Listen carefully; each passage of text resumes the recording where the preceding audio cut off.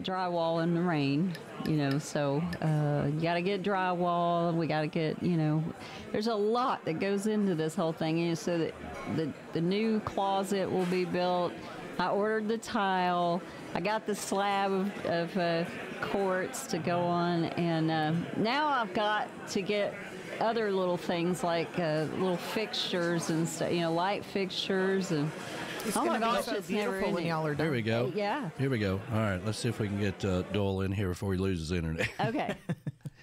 All right, Doyle Grisham, how you doing this morning? Well, I'm doing good. Can you hear and see me? Yes. I can hear and see you, and I know you've been up about 8 minutes, so I really appreciate you. You look good first thing in the morning. Well, sometimes better than others. No, we forgot about the time changing, and I had gone to run an errand, and I just got back about 5 minutes ago. Oh my goodness! I'm sorry, it's just an oversight. No, that's okay. Hey, listen, it's an honor having you here on Sunday mornings with the Tiki Man, so we appreciate it. All right, so we just told all of our other guests that they'll have to come back some other time, because we got the whole morning set aside for you. All right. Oh, well, thank you. I appreciate that. Man, I know everybody wants to talk about your time with Jimmy Buffett and the Coral Reefers, and we'll get to that. But I kind of wanted to go back to, when you went to Nashville in 1966 and really started getting in with the groove of playing. That must have been all the people that you were associated with back then must have been pretty cool. Yeah, I was lucky to get a job working with Roy Drusky on the Grand Ole Opry. Mm-hmm. And so I came up here, and I worked for him for about a year and a half, and then I had to go into service for a while, and I came back in '68 and started working with a guy named David Houston, who had a record called Almost Persuaded at that time. And then from then on, I just went from, one person to another. It looked like I couldn't keep a job. Well, somewhere along that lines, maybe the early '70s, if I remember you, that's where you actually met Jimmy, wasn't it? It was, because right after I went to work with David Houston, and I had an opportunity to go to work for the Tom Paul and the Glazer brothers. Mm-hmm. They were a Grand Ole Opry trio that won all the best group awards, for years during that time era. And part of my job of working with them was, to play in their studio. And I was lucky enough to be able to play on their major recordings. They were on MGM records at that time. And so one night we were actually recording the Christian and I think Tin Cup Chalice that Jimmy and Buzz Cason wrote. And, of course, I didn't know Jimmy at the time, and we were there recording, and all of a sudden this guy walked up to me, and when we took a break, and said, "I'm Jimmy Buffett, so I just signed a new recording contract with ABC Dunhill, and I'd like you to play on my next album." So, well, I said yes, naturally, but it was all true, and about a month later, they called me, and I did about four albums right in a row. Wow! For Jimmy, yeah. So it was a good experience. And I was, when I grew up, I had some family in a little town called Flat Rock, Alabama, and they were huge into the Lewis family. All right, and the Lewis family used to come to Scottsboro, Alabama, and we would go down and watch them play. Well, ironically, I played on one or two of their recordings. Yeah, and it was a little later it was about the time I met Jimmy and was working with the Glazer Bros. That's when I kind of got started into doing studio stuff for other people. Mm-hmm. So I didn't mean to interrupt you, but I just wanted to tell you that. Thank you. No, that's fine. Now you didn't start out playing the steel guitar. You really started out playing guitar just as a kid, right? Oh yeah. Well, I was. I guess probably shouldn't say it, but when I was 14 or 15, I was playing beer joints around Central Texas, and I was paying my way through school, and of course it helped my father out because he was just a poor dirt farmer, and I was able to buy all my cars, my clothes, and my guitars, and But yeah, I played electric guitar up until I was about 21 or 22, and I saw that country music was. See, during the time you're talking about, in the late 50s, that's when rock and roll was pretty popular, and country music was dying out just a little bit. Sure. And so about in the late 50s, early 60s, it started coming back somewhat, and I noticed that because of rock and roll, there was a guitar player on every corner. So I said, if I'm going to do good in country music, I better start playing the steel guitar or some other instruments. Everybody told me I was crazy because I was, I guess, a fairly decent guitar player, and they figured I was making a mistake by changing the instruments. But no, it worked out for the best. So I'm glad I made the move. Well, that was a little twist of fate because, they didn't know what your future was going to be, but that decision to do that really took your whole career a different level, didn't it?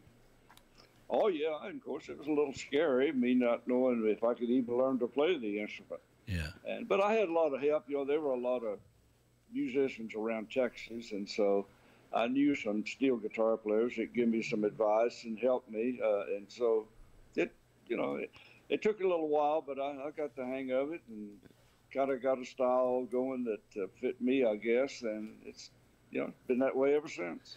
Well, I know all of our trop rock artists, they love it when you actually play on one of their songs. I mean, and it just makes their whole career, really. I mean, it really makes it, they always brag about it. They always like, well, this is with Doyle, and that must make you feel really good. Well, yeah, it does. And, of course, a lot of their songs are similar to Jimmy's in the sense of instrumentation mainly. And so I'm kind of just falling back into things I've done for the last 30 years or so. Yeah. 20-something years. Yeah. Yeah, and so go ahead. No, I'd say it's a pleasure to play on their stuff, and I appreciate them wanting me to do it.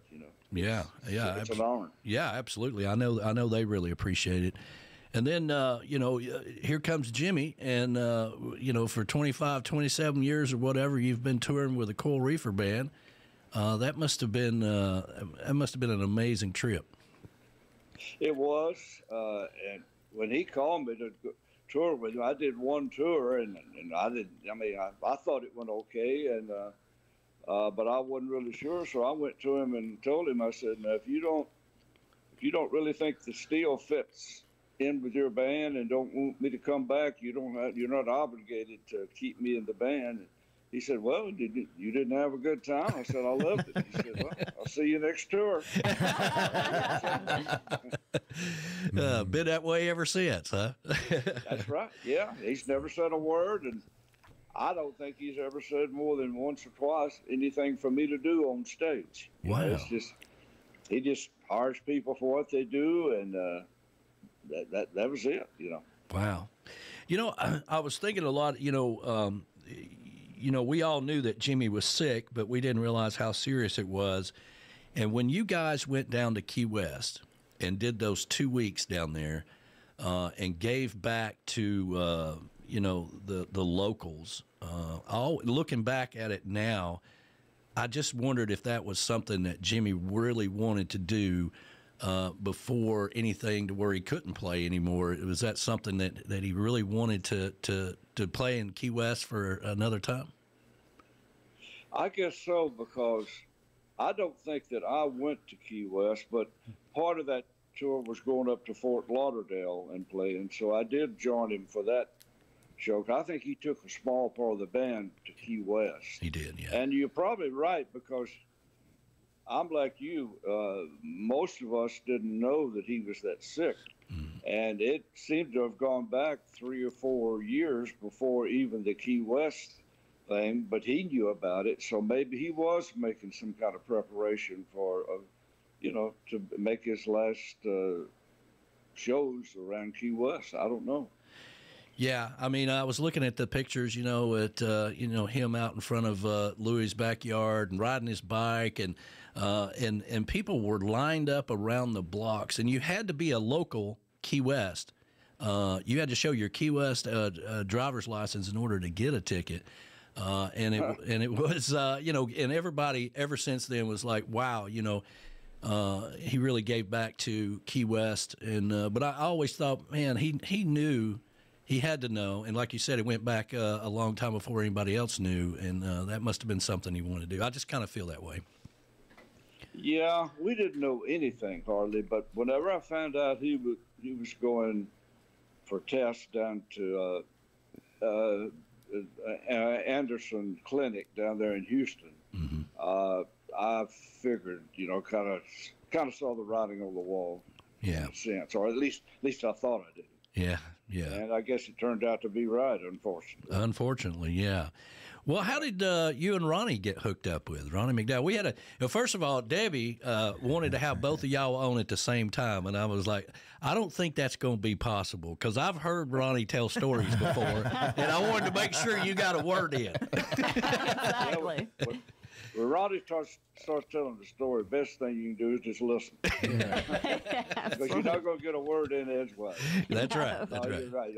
And I say that jokingly because we're good friends. Yeah. But, no, he is a great storyteller, and you kind of want to listen when he starts talking. Sure. Yeah. So how did you guys get hooked up? Well, Debbie's sitting right here. How did I first start?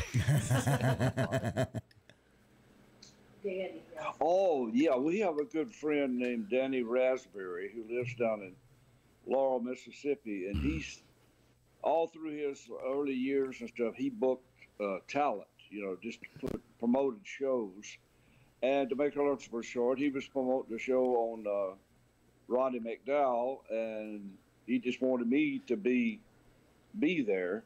And so we met up, and I played with Ronnie, and all through the year, that was probably 5 years ago, maybe longer. And he's used me, sometimes even playing electric guitar. When he can't find a guitar player, I'll go out and play electric guitar with him. It's not often, and as much as it used to be, but that's how we met. It's just playing on a show together. Okay. Well, cool. Well, I've got the video. Debbie sent over the video of Mary Joanna, and I want to play the video because you are in it playing steel guitar. So I'm gonna move you back over into the green room, and we're gonna play that video, and then we'll come back and talk some more. Okay? All right. Sounds good. All right. Here we go. Doyle Grisham, everybody. We'll come back to him after we play this video here, which I think is one of the most clever songs I've heard in a long time, Mary Joanna. But here's the video.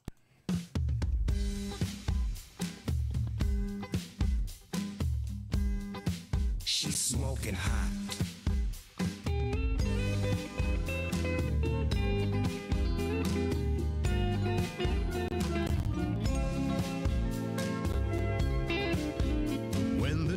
Of the day seem to come my way. There's a place that I like to go. It's my own paradise and my peace of mind, where all my worries just float out the window. All my cares disappear like they were never here. I gotta say, it's my happy time. I don't need an excuse when we wanna get loose, and it's nobody's business but mine. I love my sweet, sweet, sweet Mary Joanna. She makes me feel so fine, like a tall glass of wine, only better. I love my sweet, sweet, sweet Mary Joanna. And I can't deny she puts me on a high. I love my sweet Mary Joanna.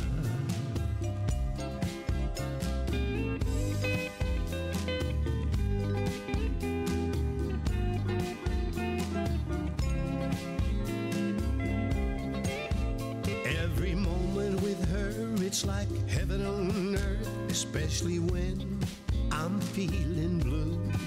She picks me up when I'm down. I won't be wearing a frown. I'll be smiling like nobody's fool. She gets me going, and I like the feeling when I need her. She lights up my day, and I love her bunches, how she gives me the munches. I eat it up like Frito-Lay. I love my sweet, sweet, sweet Mary Joanna. She makes me feel so fine, like a tall glass of wine, only better. I love my sweet, sweet, sweet Mary Joanna. And I can't deny she puts me on a high. I love my sweet Mary Joanna.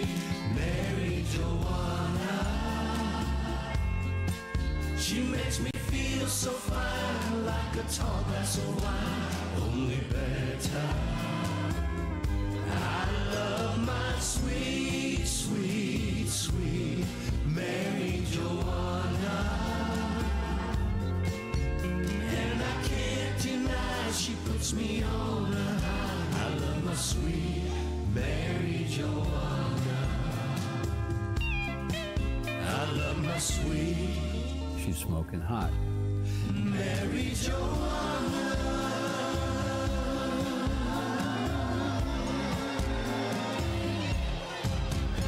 Thank you very much. Oh, man, there you go. Mary Joanna. She's smoking hot. Ronnie McDowell and Doyle Grisham. Doyle Grisham. And let's see if I can get back over here and get us back into... Get us back in the studio there, man. But that looks like you guys were having fun making that.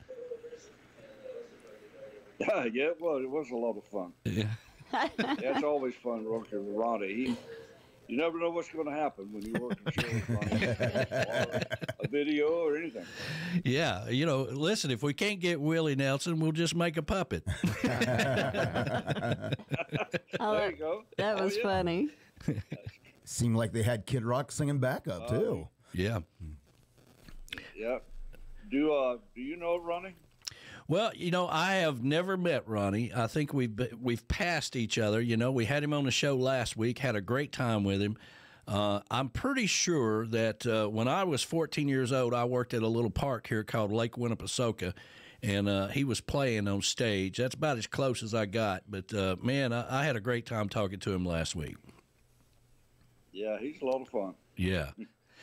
So, you know, now that, you know, it's kind of like, you know, all of a sudden everything changes one morning, you know, and, you know, it's, but you guys are good. You and Ronnie's actually going to be touring a little bit coming up, right? Yeah, we have some shows, I believe, in May. Yeah. Coming up. Actually, for this friend, Danny Raspberry, that I was talking about, where I first met Ronnie. Mm-hmm. So, but we work for him. He still promotes shows, and we work for him every now and then. So, yeah, we're doing some shows in May. Yeah. Well, I'm sure you're in popular demand to go around and do some trop rock shows and big festivals and stuff like that, right? Well, yeah, it's still, we have quite a few already booked for this year, and it's looking good, you know. All through the time I was working with Jimmy, I was working some of the Parrot Head events. Mm-hmm. We weren't touring, but now that Jimmy is gone, well, it's kind of opened up, and more of them are kind of wanting me to come and be part of their events. So it's looking good. Yeah. Thank you. Yeah. You know, Me and the Mines moving down to Gulf Shores. You know, that was a big move. What do you think about that? I like it. It's you know, where we used to walk to get around in Key West, we have to drive to down there, but because they have it at 2 or 3 different locations sometimes. Yeah. But it's fun. It was a lot of fun, and they've got it organized pretty well, and I'm sure next year it's going to be even better. Sure. Yeah. I like the date being where it is now. That way, because we're still having our event down in Key West the same week as we always had it during Meet of the Minds. And so a lot of people can go to both, right? And if you got to have Key West in your life, you can still come down. And, you know, it's good that they're not on the same week like they used to be. Right. Well, it's true. I bet it is, yeah. Yeah. So are you working on any studio albums with anybody right now you want to throw out there? Well, no, I've always done some things.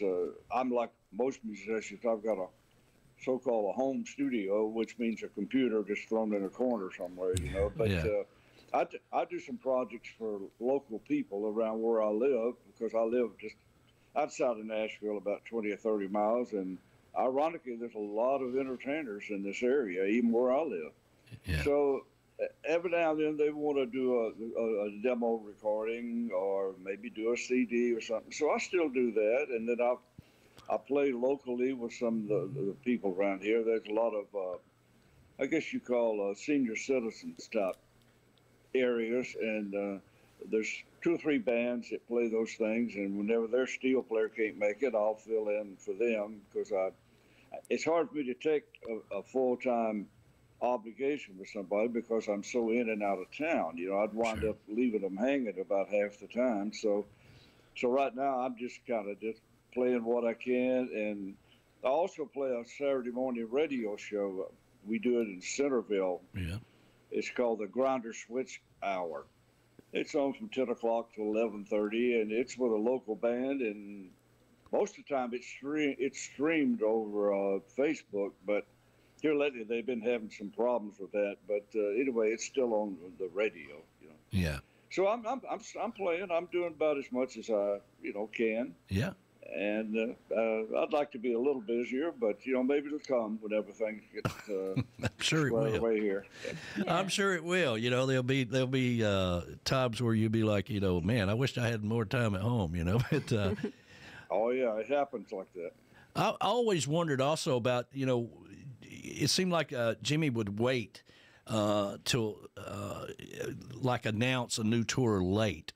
So all of you guys, you and Mac and everybody that's kind of got all these other things going on, did you always have to kind of wait for Jimmy to announce with it and where you were going so you could kind of fit your schedule around that? No, most of the time we knew, but we weren't really allowed to say anything about it because they kind of wanted the tours to be as spontaneous as they could, but so we knew about them and we could start planning. Like say, I knew I wasn't working 2 or 3 weeks out of July, then I could book some Parrot Head shows during that time. Yeah. But we weren't really allowed to say we're going to be at so-and-so until they opened up the whole tour. Gotcha. Well, that makes more sense. Don't know. Well, they had a reason for it, and, it wasn't for me to question it, so I just went along with their plan. Well, I mean, Jimmy created that whole tour thing, coming out of the wintertime and starting up north a little bit. Seems like a long time ago. You'd start up north because people were ready, man. They were ready to get out from under the snow and get ready to come outside, and he kind of created that, and a lot of people have followed along with it. I know about 2010 or so, or maybe 12, he decided to do a southern tour during the winter, which I say winter is like January, February, that area. Yeah. And I'm telling you, it wasn't very good because we had ice everywhere. There was one time we were in Dallas and we had to fly to Austin in order to get out to go to Hawaii. Oh, wow. So he said, no more winter tours. Yeah. I can't be barefooted and freeze to death. Yeah.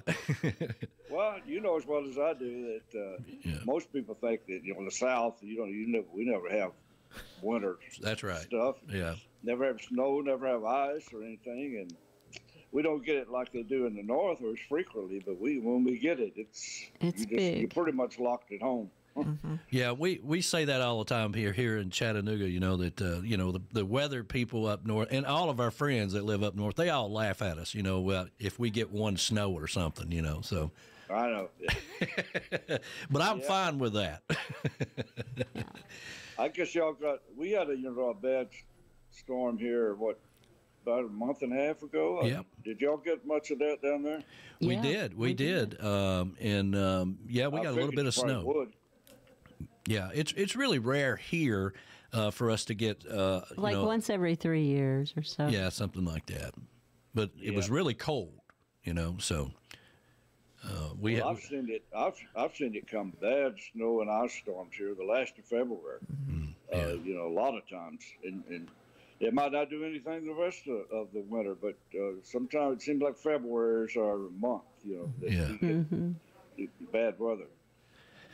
Well, buddy, I just want to thank you for taking time to join us this morning. It's a real honor to have you on our show. A lot of people have been looking forward to it. I knew it was a smart move not to have you and Ronnie on at the same time because I wanted you to be able to talk as well. And you're always welcome here at Tiki Man Radio, so we really appreciate it. Well, thanks, Danny, for having me. I've enjoyed it, and I hope I didn't cause too much delay. But no, not at all. Not at all. Too late. Well, it's one thing, people ask me that all the time. I'm like, listen, I don't have a script. We just kind of go with the flow, and we have fun with it. I don't have any notes in front of me or nothing like that. I do have a little clock in the back of my head that I'm working on, but that's about it. We just kind of go for the flow. And no matter what happened, if we were going to be able to get you on, we were going to take the time. So we really appreciate it. Well, you had my background down to a pat, and I appreciate it. Thank you. Well, there you go, buddy. We're going to let you fly and let you enjoy the rest of your day, and we sure do appreciate you and Debbie putting this all together for us.